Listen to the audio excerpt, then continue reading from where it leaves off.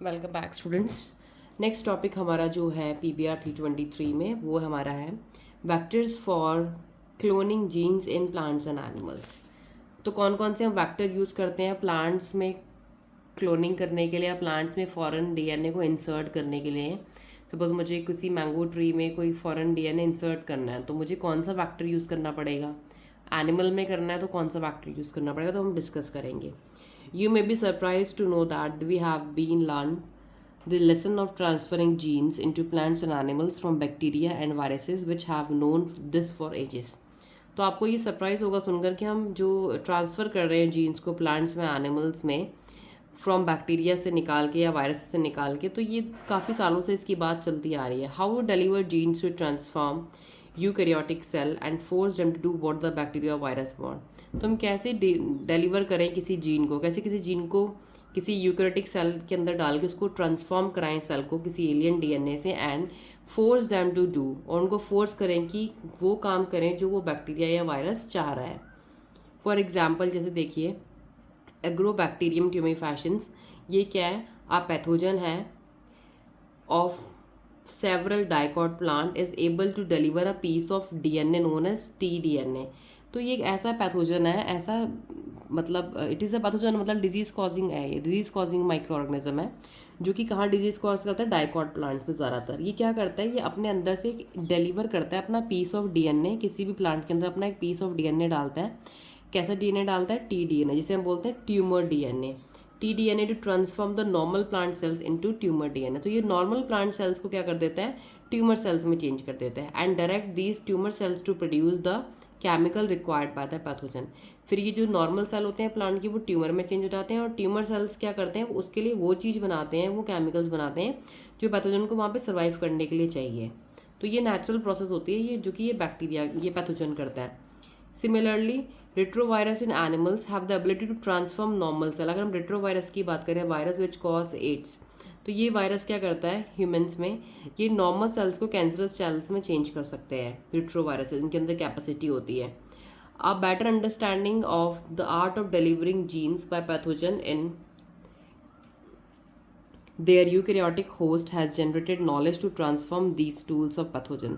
तो जो हमें ये बेटर अंडरस्टैंडिंग से समझ आ रहा है कि किस तरीके से ये अपने एलियन पीस ऑफ डीएनए को नॉर्मली किसी के अंदर भी डाल रहे हैं, तो क्यों ना हम इनको जो ये इनकी जो टॉक्सिसिटी है, जो ये अभी प्रॉब्लम कर रहे हैं, इसको हम नॉर्मली इनको चेंज करके हम नॉर्मल बना दें, अच्छा बना दें, और इनसे हम वो डीएनए को ट्रांसफ़र करवाएं जो हम चाहते हैं।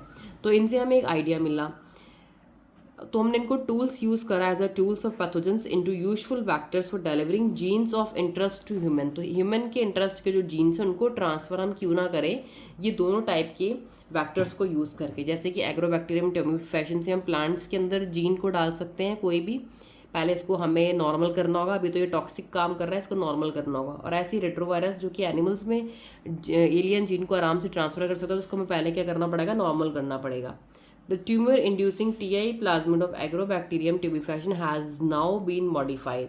तो हमने क्या करा, जो ट्यूमर इंड्यूसिंग ट्यूमर बनाने वाली जो प्लाज्मिड थी एग्रोबैक्टीरियम की, जो कैपेसिटी थी कि ट्यूमर बनाने की, उसको हमने क्या करा, मॉडिफाई करा into a cloning vector. Modify करके and which is no more pathogenic to the plant, और उसको हमने कैसा बना दिया, वो पैथोजेनिक प्लांट में डिजीज कॉजिंग नहीं है but is still able to use, but वो प्लांट में कोई डिजीज कॉज नहीं करेगी, but is still able to use the mechanism to deliver genes of our interest. But उसके अंदर अभी भी एबिलिटी है कि किस तरीके से वो अपने इंटरेस्ट जो जीन्स को किस तरीके से जो डालने वाली एबिलिटी ना, उसकी जो पावर है वो उसके अंदर अभी भी है, बट वो अब क्या हो गई है, मॉडिफाइड हो गई है, अब नो मोर पैथोजेनिक, अब वो कोई डिजीज कॉजिंग नहीं है, बट आराम से एलियन पीस ऑफ डीएनए को डाल सकती है। Similarly retrovirus have been disarm, हमने अब रेट्रोवायरस को डिसआर्म करा, उसको जो सारी उसकी जो हमने जो उसकी मॉडिफिकेशंस करके उसकी जो भी जो पावर थी किसी को कैंसर सेल में चेंज करने की, वो हमने हटा दी। अब उनको यूज़ करो तो deliver desirable gene into animal cell, जिससे कि हम एनिमल सेल्स में डिज़ायरेबल जीन्स को डाल सकें।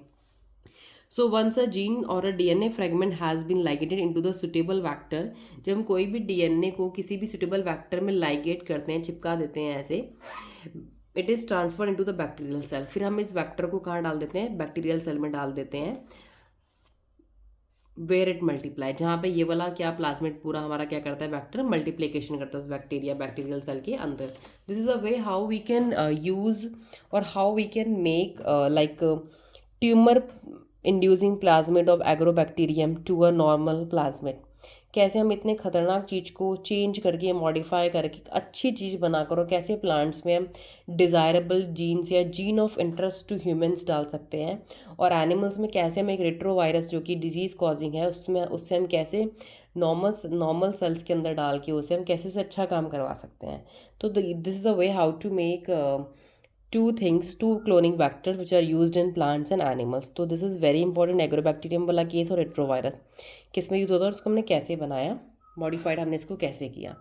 This is all about this. Now in the next topic I will explain you how to isolate the genetic material. DNA को हम कैसे आइसोलेट करते हैं by several techniques. So thank you and stay tuned. Do watch my all the videos. If you are new to my channel, please do subscribe and hit the bell icon so that you could get all the notifications आपको मिल सके आराम से।